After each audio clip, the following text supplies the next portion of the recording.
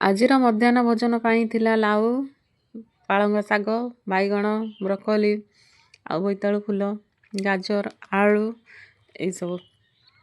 Broccoli ଆପଣଙ୍କ ଆଗରେ କେତେ ରେଟ୍ରେ ମିଳୁଛି, କେତେ ଟଙ୍କାରେ ଦେଉଛନ୍ତି ଗୋଟା? ଆମର ଏଠି 20 ଟଙ୍କା। ଏହାକୁ ମୁଁ ଯାଜପୁର ଟାଉନର 18ନଳା ପୋଲ ପାଖରୁ ଜଣେ ପରିବା ବିକାଳି ବସିଥିଲେ ତାଙ୍କ ପାଖରୁ ଆଣିଲି।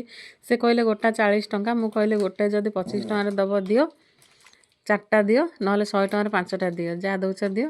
ସେ କହିଲେ ମୁଁ ଦେବିନି। ସେଠୁ ଆମେ ପଳେଇ ଆସିଥିଲୁ ଗାଡ଼ି ଷ୍ଟାର୍ଟ କରି। ସେ ପୁଣି ପଛରେ ଡାକିଲେ ନା ନା ନେଇଯା ନେଇଯା। ସେଠୁ ଆମେ ସେତିକିରେ ନେଇକି ଆସିଲୁ 100 ଟଙ୍କାରେ 5ଟା। ବ୍ରୋକୋଲି ଓ ଗାଜରକୁ କାଟି କରି ତାକୁ କରି ଧୋଇ ସାରିଲା ପରେ ପାଳଙ୍ଗ ଶାଗକୁ ସେମିତି ଗୋଟା ଗୋଟା ବାଛି ସାରିକି ଧୋଇ ସାରିଲା ପରେ ମୋ ଗାର୍ଡ଼େନ୍ ଟିକେ ଦେଖେଇଦେଲି ଆପଣଙ୍କୁ ଛାତର। ସେଠୁ ଧଣିଆ ପତ୍ର କିଛି ନେଇ ଆସିଲି ଆଉ ବୋଇତାଳୁ ଫୁଲ ବରା ପାଇଁ ବେସନ ଯୋଗାଡ଼ କରିଦେଲି। ସବୁ କିଛି ଅଦା ରସୁଣ ଛେଚିକି ରଖିଦେଲି, ଆଳୁ ବାଇଗଣ କାଟିକି ରଖିଦେଲି। ପାଳଙ୍ଗ ଶାଗ ରାଇତା ହେବ। ତାପରେ ଚାମଚେ ତେଲ ଦେଇକି ପିଆଜକୁ ଟିକେ ଆମେ ଏପାଖ ସେପାଖ କରିନେବା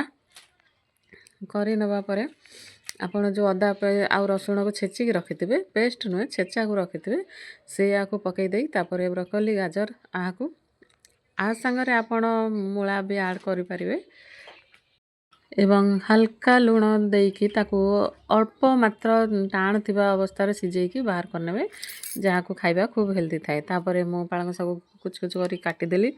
କାଟି ସାରିଲା ପରେ ଦେଖନ୍ତୁ ଇଏ ଆମର ରେଡ଼ି ହେଇଯାଇଛି। ଆକୁ ଏବେ ଲଙ୍କା ଗୁଣ୍ଡ ମୁଁ ଟିକେ ଦେଲି, ଆପଣ ଚାହିଁଲେ ଗୋଲମରିଚ ଗୁଣ୍ଡ ଦେଇପାରିବେ। ମୁଁ ଭଜା ଲଙ୍କା ଗୁଣ୍ଡ ଦେଇଛି। ଟିକେ ଏପାଖ ସେପାଖ କରିକି ଆକୁ ବାହାର କରିଦେଲି।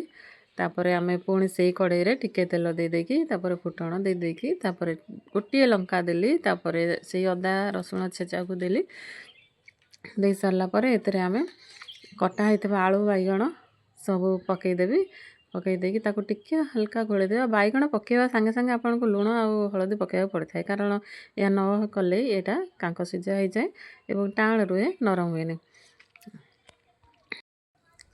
ଏହାପରେ ଉପରେ କଟା ଯାଇଥିବା ପାଳଙ୍ଗ ଶାଗ ଗୁଡ଼ାକ ପକେଇଦେବି। ପକେଇକି ଟିକେ ଏପାଖ ସେପାଖ ଘାଣ୍ଟିକି ତା ଦେହରେ ଗୋଟେ ଟମାଟୋ ପୁରା ଦେବିନି, ଅଧେ ଦେବି। ଶାଗ ବନିବା ପାଇଁ ପ୍ରସ୍ତୁତ କରିଦେବି ସେପଟେ। ଏପଟ ଚୁଲାରେ ସେଇ ସମୟରେ ବୋଇତାଳୁ ଫୁଲ ବରା କରିବା ପାଇଁ ପ୍ୟାନ୍ ବସେଇକି ତା ଉପରେ ସେଇ ଅଧ ଚାମଚ କି ଚାମଚ ତେଲ ହିଁ ଦେବି। ତାପରେ ବେସନରେ ବୁଡ଼ାଇ ଫୁଲ ଗୁଡ଼ିକ ଏମିତି ସେକି ନେବା। ଏବେ ପ୍ରସ୍ତୁତ ହେଇଗଲା ମୋର ମଧ୍ୟାହ୍ନ ଭୋଜନ।